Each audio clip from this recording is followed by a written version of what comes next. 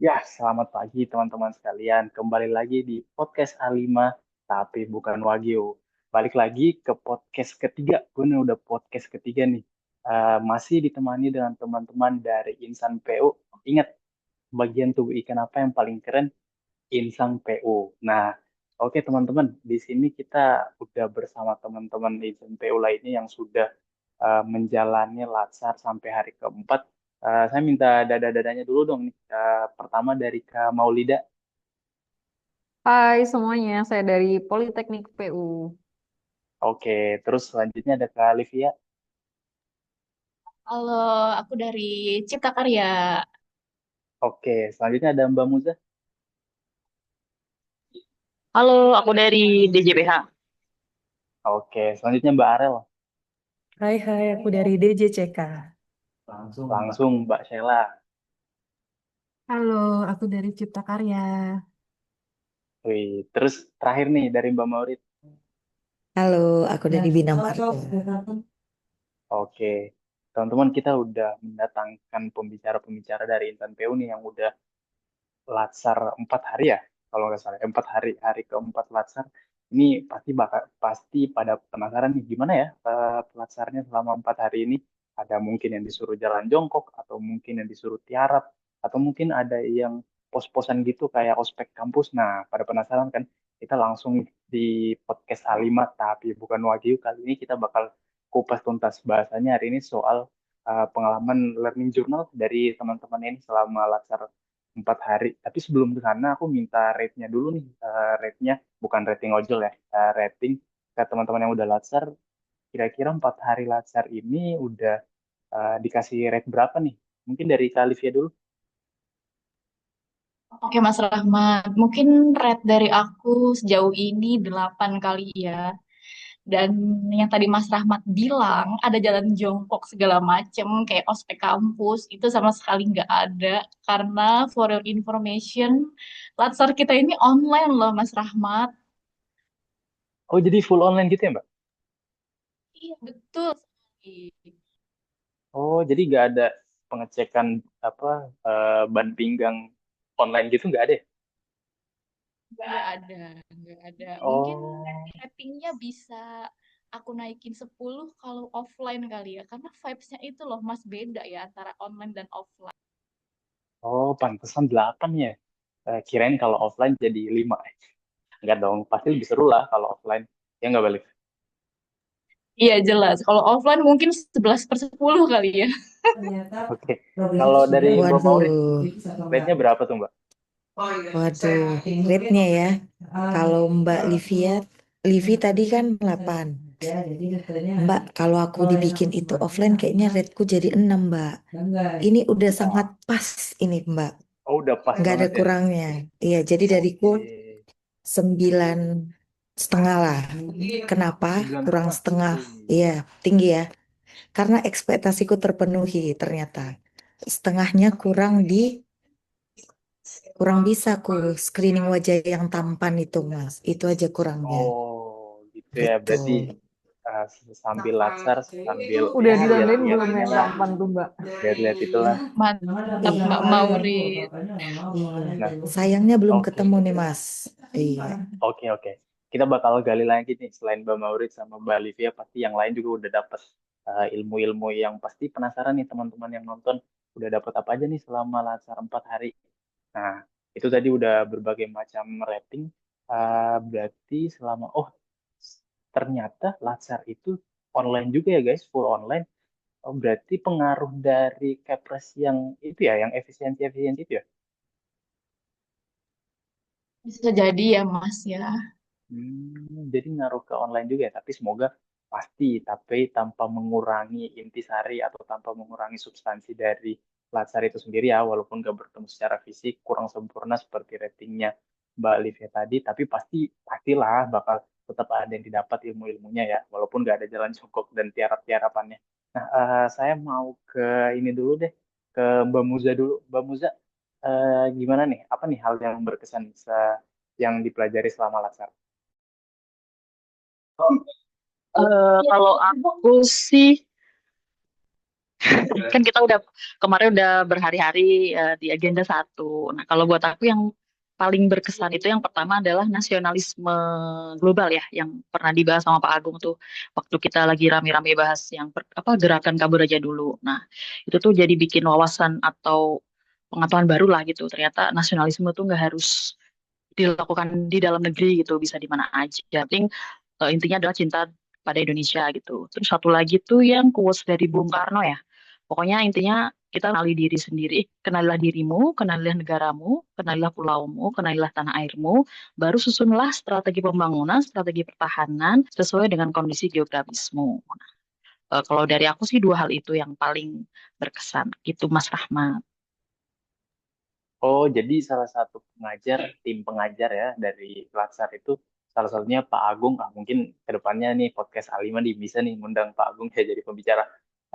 Balik lagi nih ke tadi yang disebutin Mbak Muza, berarti ada soal nasionalisme juga ya Mbak, nasionalisme ya kurang lebih ya.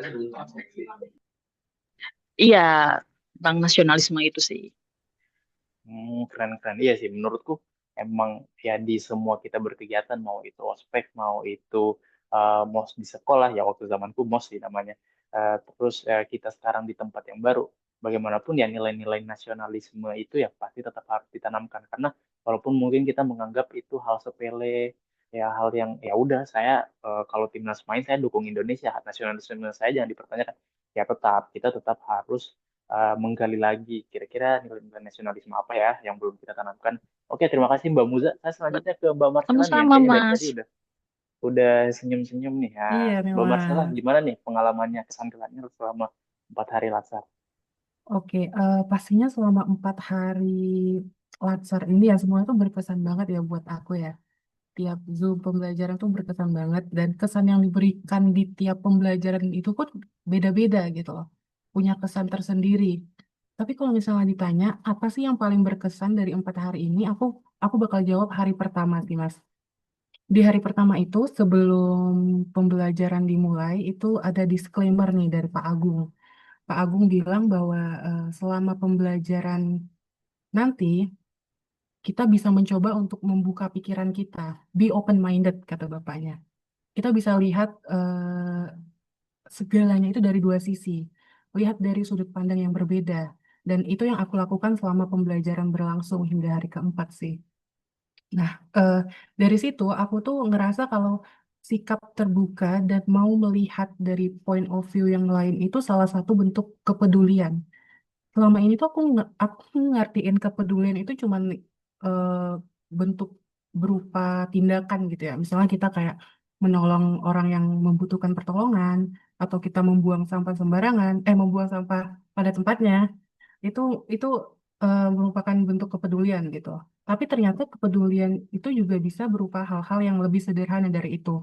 Misalnya kita mau mendengarkan, mau menerima dan memahami perbedaan pendapat dengan orang lain gitu ya. Jadi dari yang aku pelajari di hari pertama itu ya, dari hal-hal kecil dan sederhana ini itu bisa berdampak besar. Dimulai dari kepedulian terhadap hal kecil, lalu nanti lama-kelamaan itu bisa menjadi peduli ke hal yang lebih besar. Misalnya kita bisa peduli terhadap negara yang memiliki berbagai isu yang dihadapi gitu ya. Yang dimana aksi peduli ini itu termasuk salah satu aksi bela negara juga yang dapat kita lakukan gitu loh. Karena bela negara itu bukan hanya soal mengangkat senjata di medan perang gitu, tapi menjaga, merawat dan membangun bangsa dalam kehidupan sehari-hari itu juga termasuk salah satu aksi bela negara yang bisa kita lakukan. Gitu sih Mas Rahmat dari aku. Oke, terima kasih Mbak Sheila.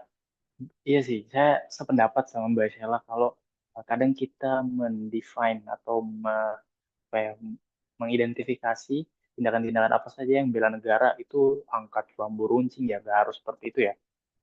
Atau mungkin semisal dukung timnas ya itu salah satu bela negara juga, tapi ada loh hal-hal yang seperti Mbak Sheila sebutin tadi kalau ternyata bentuk dari bela negara bahkan kita berolahraga itu bentuk dari kesiapsediaan. Kalau nggak salah waktu saya kuliah pernah tuh diajarin kalau bentuk bela negara itu olahraga, kesiapsediaan bela negara ya. Ya, jadi ada emang hal-hal kecil yang kita itu nggak tahu kalau itu ternyata perlu loh untuk sebagai bentuk hal dalam bela negara. Oke, Mbak Sheila ini menarik, menarik nih. Udah mulai membuka apa ya membuka hal-hal baru nih. Karena kadang banyak sih pembicara yang pikir ah ini bicara soal nasionalisme podcast ngomong apaan ini bosan. Akhirnya orang cari yang viral terus nih. Padahal ini ada hal-hal baru nih soal soal nasionalisme, soal bela negara yang perlu kita bahas lagi. Nah, terus saya mau ke Mbak Arel dulu deh. Mbak Arel, selama Latsar ini apa sih Mbak momen yang bikin apa ya cara pandang kita itu berubah? Silakan Mbak. Oke, makasih Mas Rahmat. Kalau dari pribadi aku sendiri ya, aku ngerasa tiba-tiba sudut pandangku itu berubah gitu ya. Pas aku, pas kita semua ngebahas tentang materi kabur aja dulu, yang kita bikin videonya itu loh guys. Itu kupikir kabur aja dulu itu sesuatu yang dibungkus oleh netizen, dibungkus oleh masyarakat itu sebagai suatu hal yang negatif kan. Kita mikir kayak, oh di Indonesia kita tuh kayak nggak dianggap loh, makanya kita udah deh keluar negeri aja, kerja kek, kuliah kek, pokoknya di luar negeri aja, jangan di Indonesia. Tapi setelah belajar lama dengan Pak Agung, beliau bilang kan kalau ada loh pahlawan devisa gitu. Aku nggak tahu pahlawan devisa tuh siapa gitu kan. Ternyata TKI, tenaga kerja Indonesia tuh mereka kerja di sana, dapat duit, duitnya dikirim ke Indonesia untuk menghidupi keluarga-keluarga mereka di Indonesia. Ternyata dengan hal-hal kayak gitu bisa disebut sebagai pahlawan devisa negara. Maksudnya kita ya tadi mikir, ah kabur nih dia nih, kayaknya udah nggak betah di Indonesia gitu ya. Ternyata dengan dia keluar pun dia bisa jadi sosok pahlawan gitu kan. Terus belum lagi yang Pak Agung bilang, yang ada seorang ibu, seorang orang tua yang mendukung anaknya untuk kuliah, bahkan untuk bekerja di luar negeri. Gunanya untuk apa? Untuk mereka kuliah di sana, bekerja di sana, nanti mereka pulang ke Indonesia. Untuk apa?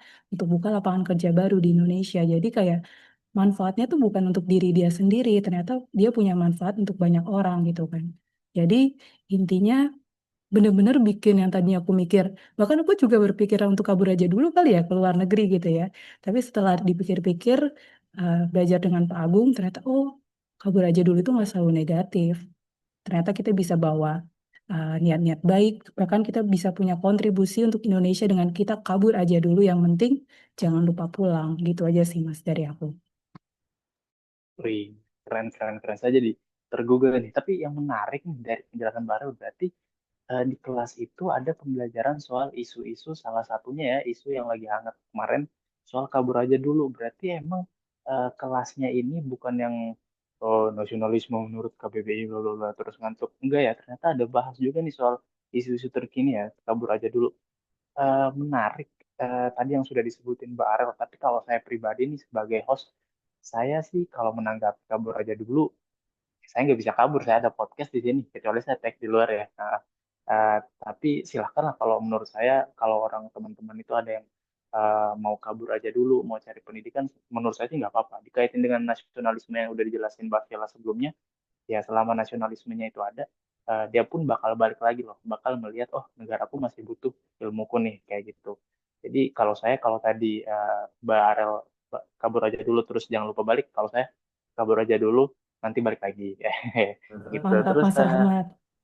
iya, terus selanjutnya nih saya mau ke Mbak Maulida. Ada hal apa nih Mbak yang soal momen di Latsar yang bisa mengubah atau membuka cara pandang baru yang menarik buat di-share ke teman-teman.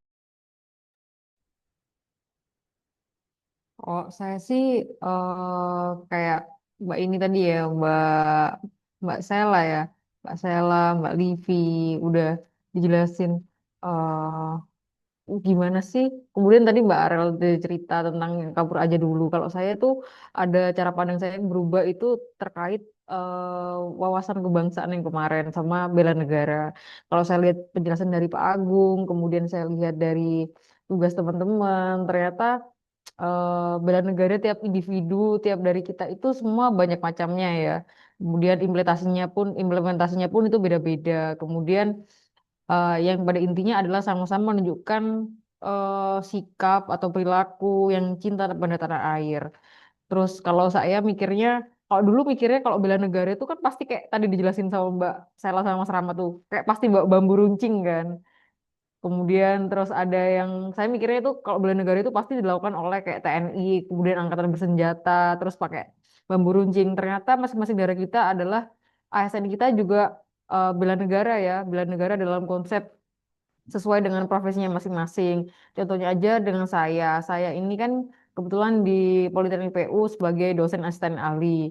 Nah, di sini saya wujud bela negaranya adalah Tridharma perguruan tinggi. Nah, Tridharma ini apa aja sih? Yaitu di bidang pendidikan, kemudian penelitian, dan pengabdian masyarakat. Nah, tiga pokok poin ini adalah suatu wujud untuk bela negara kalau saya rasa. Nah, kalau saya rasa juga teman-teman yang lain yang di Cipta Karya, kemudian Mbak Morris di BM, kemudian Mbak Muza di Jalan Bebas Hambatan, itu kan ilmu maupun tenaga, itu kan juga untuk kemajuan bangsa. Itu saya rasa juga itu jadi bela negara. Nah, dari situ saya juga mengubah perspektif saya terhadap bela negara itu apa sih. Jadi bela negara itu ya tergantung pada profesi kita masing-masing. Kita berjuang di situ, nggak harus selalu angkatan bersenjata gitu saya rasa, Mas.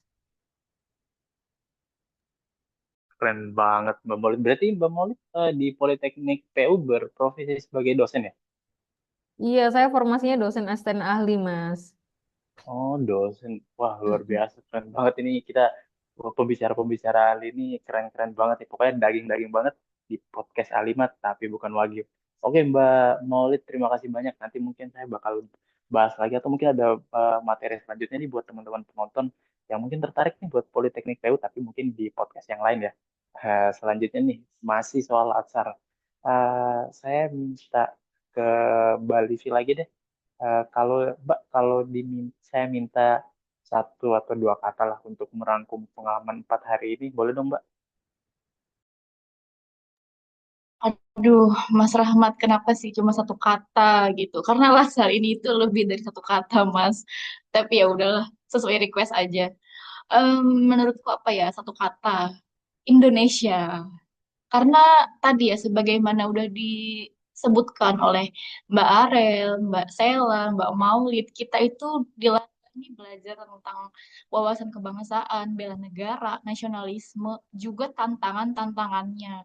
Jadi gimana nggak Indonesia banget tuh kan? Terus juga em, kebetulan aku itu kan terakhir memang sudah menjadi warga negara Indonesia ya. Tapi setelah aku latsar ini, aku menjadi sadar bahwa oh ternyata selama ini aku belum benar-benar mengenal negaraku sendiri ya gitu.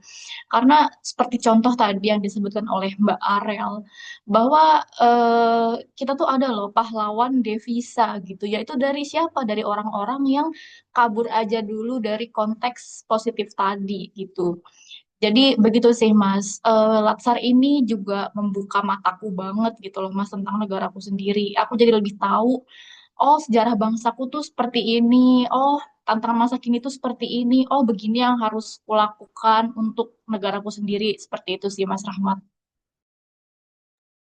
Saya nanti minta ke tim ini ya, tim teman-teman editor tim podcast saya, tolong tadi yang bagian saya minta satu kata, tapi Mbak Livianya jawab Indonesia. Wah, tolong dieditin jedak-jeduk TikTok ya kayak tet tet tet tet tet tet tet tet tet tet. Oke, kita lanjut lagi deh. Sama Mbak Maurid nih, kayaknya ada juga nih, tapi kayaknya nggak satu kata. Saya minta ke Aduh, Mbak Maurid deh. Ya, Mbak Maurid, karena mungkin nggak satu kata, 10 kata deh untuk Latsar kali ini. Silakan Mbak Maurid. 10 kata aja. 10 kata, 10 kata, berarti bisa 20. Lebih juga nggak apa. Lebih ya. Tapi satu katanya dulu lah. Sadar. Editornya Mas Rahmat tolong ya di-highlight. Sadar. SADAR. Kenapa sadar?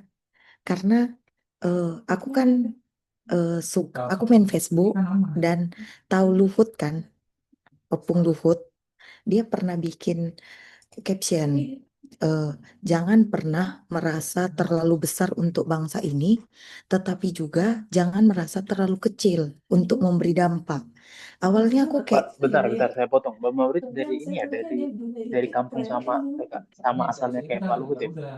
iya, kami satu leluhur lah di atas. Oh, pantas pakai kata-katanya Pak Luhut. Silakan, silakan, Mbak. Pak Luhut, tolong ini komisar. Iya.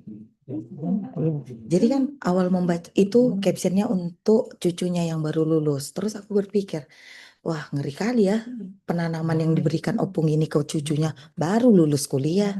Nah, masuklah kita Latsar, belajar tentang bela negara dan teman-temannya. Di situ benar-benarlah masuk captionnya Opung Luhut itu ke pemikiranku. Jadi memang Latsar ini membuka cara pandang kita bahwa apapun yang kita lakukan itu ternyata berdampak lah, terutama untuk hal-hal positif gitu kan. Jadi kayak yang dibilang sama Mbak Arel, pahlawan devisa, yang kata Mbak Muza, bahkan yang dari Mbak Maulida yang politeknik mungkin kayak sepele ya, ngajarin orang gitu, tapi itu termasuk bagian dari bela negara kan, nasionalisme gitu. Jadi kata sadar ini menjadi benar-benar dapatlah artinya di Latsar ini karena memang kita tidak terlalu kecil lah untuk memberi dampak ke Indonesia yang besar ini. Sama seperti kata Mbak Livia, satu katanya Indonesia. Ternyata kita sangat berperan untuk Indonesia. Itu sih kalau dari aku.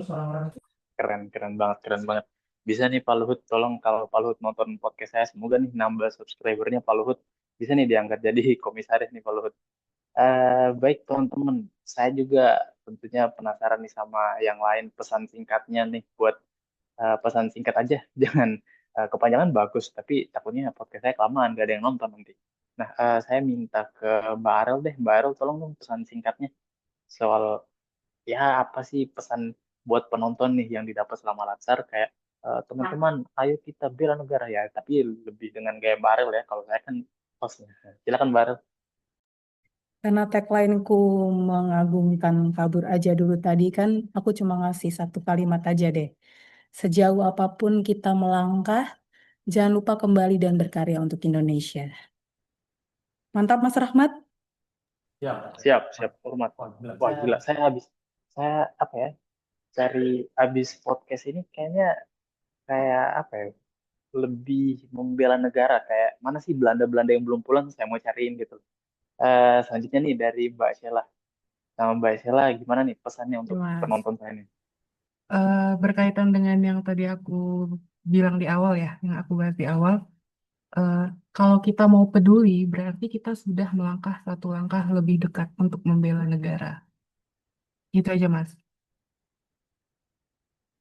Mbak, tolong yang tadi tuh diulang deh, soalnya biar apa, tolong lihat kamera, biar tim Oh ya, editor saya bisa ngedit jedak-jeduknya. Tolong diulang lagi, Mbak. Keren banget soalnya oke. pesannya. Oke, cut ya. Kalau kita mau peduli, berarti kita sudah melangkah satu langkah lebih dekat untuk membela negara. Terlalu keren gak Panas, sih Mas panas, Rahmat? panas, panas, Keren panas. banget, Mas. Ini harusnya saya 5.000 viewers habis ini, 5.000 viewers. Keren banget, Mbak Sheila. Lebih lah, lebih Tapi ya. oke, tapi nggak berhenti sampai situ. Mbak Muza deh, langsung kata-katanya. Satu kalimat aja nih. Ya, awal bela negara dan cinta tanah air itu dimulai dari diri kita sendiri. Klise banget nggak? Klise banget. Cuak. Ya, gitu aja Mas Rahmat. Keren, keren, keren, keren. Efek. Oke, karena kita udah banyak nih klip-klip pendeknya buat viralin podcast saya di TikTok. Tapi selain itu, saya mau nanya nih ke teman-teman, eh, harapannya kan ini apa ya? Ini laksarnya kan offline, online ya, sorry, online. Tapi ke depannya gimana nih harapannya? Kalau nanti udah nggak efisiensi, bagusnya laksarnya gimana? Apakah harus terpusat kayak retret para kepala daerah kemarin kan? Nah, itu gimana nih menurut kalian? Apa baiknya, oh iya ke depannya harusnya gini. Ada mungkin satu orang deh perwakilan dari narasumber saya ini. Soalnya udah pada keren-keren banget. Saya bingung mau milihnya sih siapa yang buat apa, menyuarakan kira-kira ke depannya bagusnya gimana nih. Idealnya Latsar tuh gimana sih? Gitu. Kayaknya kalau dari Mbak Maurid tadi 9,5 udah sempurna ya. Mungkin kita minta dari yang rate-nya 8 dulu nih, Mbak Livia, silakan Mbak Livia. Iya, aku sangat amat setuju kalau latsar kita kayak retret pejabat kemarin. Karena jujur aku sudah merindukan PBB baris berbaris. Dan pada dasarnya aku kan memang anak paskibra ya Mas ya. Jadi aku melihat itu hanya pejabat deh yang harus diretret. Tapi kita tuh juga, kita butuh ya apa ya, kita butuh baris berbaris seperti itu juga. Misalnya agar apa ya, agar vibes vibes bela negara itu semakin terasa gitu loh Mas dalam jiwa dan raga kita gitu Mas. Kalau online begini kita menyuarakan bela negara bukan berarti juga nggak sampai ya pesannya, bukan berarti begitu, tapi menurutku mungkin kalau kita datang secara langsung, kalau kita berinteraksi langsung itu bisa lebih mengobarkan semangat dan jiwa kita, Mas Rahmat. Keren banget, keren banget. Oke, terima kasih Mbak Livia. Kalau dari Mbak Maulid nih, saya mau ke Mbak Maulid. Kira-kira dengan metode latsar yang walaupun dengan pemangkasan anggaran ya, tapi diupayakan dengan online seperti ini, apakah dengan metode yang udah dilakukan sekarang setelah 4 hari latsar ini, menurut Mbak Maulid, Mbak Maulid eh, berdampak nggak ya? Apakah benar-benar tertanamkan nilai-nilainya pada peserta-peserta latsar nih? Oh, oke, kalau saya sih sebenarnya memang efektif online seperti ini kan. Jadi dari teman-teman yang dari formasi lain, dari kantor-kantor lain, dari balai lain, itu juga bisa komunikasi langsung. Kemudian dengan adanya eh ini ya, kalau saya rasa sebenarnya saya setuju sama Mbak siapa ya, Mbak Livi ya barusan ya.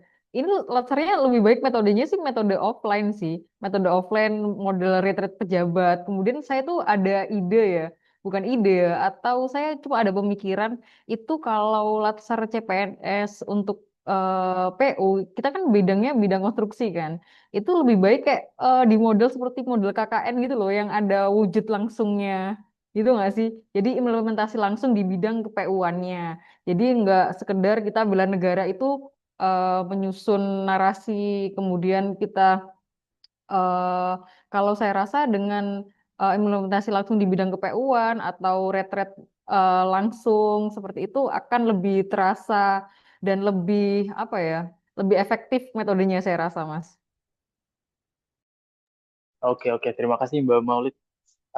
Teman-teman, menarik sekali ya bahasan hari ini, bahasan di podcast ketiga, podcast A5, tapi bukan Wagyu.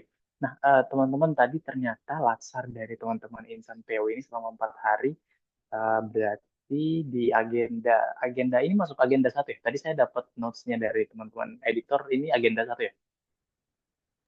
Iya, betul, Mas. Betul, Mas Rahmat.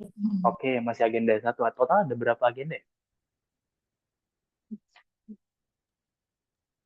Ada Ada 4 empat. agenda, Mas. Oke, ada 4 agenda. Berarti ke depannya saya belum dapat bocoran dari teman-teman dari teman-teman Latsar, tapi semoga ke depannya agendanya berarti penajaman di Smart ASN atau mungkin di penajaman core values ya, yang juga sudah mulai digerak di apa ya digembor-gemborkan di lingkungan teman-teman ASN soal berakhlak. Berakhlak nanti kita bakal bahas lebih banyak lah soal berakhlak, karena kan ASN punya core values yang baru berakhlak, BUMN juga punya sendiri akhlak. Nah, ini kan lebih banyak yang ASN ya berarti. Nah, itu menarik untuk digali, tapi bukan di podcast kali ini. Bakal ada podcast-podcast selanjutnya. Ini baru podcast ketiga, podcast A5, yang nanti ke depannya kita bakal hadirin banyak pembicara yang tentunya daging-daging, tapi bukan wagyu. Menarik, teman-teman. Nanti saya coba approach ya sama teman-teman editor ya, sama teman-teman editor. Nanti buat approach Pak Agung ya tadi sebagai pematerinya, menarik nih buat kita datangkan di podcast kita, bicara soal bagaimana menanamkan nasionalisme, bela negara, wawasan kebangsaan yang sorry to say secara skeptis biasa di materi-materi itu ya cuma diurai sejarahnya, terus apa definisinya menurut KBBI, menurut siapa, ya itu tentu perlu, tapi kadang cara membawa materi itu kan buat ngantuk. Tapi kalau dari penjelasan 6 orang peserta latsar ini, kalau yang dari saya tangkap ya, Pak Agung itu berhasil membawa materinya dengan lebih terbuka, dengan open mind tadi terus sudah disebutkan, terus juga dikaitkan dengan isu-isu terkini. Jadi kita memang lebih apa ya, lebih dekat dengan materinya, bukan hanya sekedar tampil di layar terus kita ngantuk apa segala macam. Ini menarik nih untuk kita datangkan selanjutnya Pak Agung di podcast kita. Kalau dari saya berarti teman-teman sudah belajar nasionalisme, sudah belajar wawasan kebangsaan, yang menurutku memang sebagai ASN ya tetap harus dipupuk lagi nih. Mungkin sudah pernah tertanam, tapi belum pernah terpupuk lagi nih untuk apa bisa lebih tumbuh subur lah pemahaman soal nasionalisme, kebangsaan, bela negara dan lain-lain, wawasan kebangsaan. Nah, itu kalau dari saya pribadi nih sebagai host memandang ya bagaimana kita bisa menerapkan nilai-nilai itu tadi yang sudah disebutkan teman-teman, ya selain kita punya pemahamannya ya kita harus terapkan di kehidupan sehari-hari. Nah, contoh tadi kayak yang kabur aja dulu, bagaimana kita menyikapi kabur aja dulu, jangan sampai itu semisal nih dibawa dengan nada yang negatif, terus kita terima mentah-mentah dengan nada negatif. Padahal kita bisa menanggapi itu kalau kita punya wawasan kebangsaan atau nasionalisme yang kuat. Seperti itu sih, teman-teman penonton. Oke, terima kasih Mbak-mbak sekalian berenam ini yang sudah bersedia menjadi narasumber di podcast ketiga dari podcast A5 tapi bukan Wagyu. Sampai jumpa teman-teman di podcast selanjutnya. Nanti kita bakal bahas banyak lah, lebih banyak soal isu-isu terkini ataupun banyak hal. Tadi sempat di-spill juga ya beberapa apa yang akan kita bawakan. Oke, teman-teman, nonton terus. Jangan lupa subscribe, like, and share podcast A5 tapi bukan Wagyu. Terima kasih. Selamat pagi.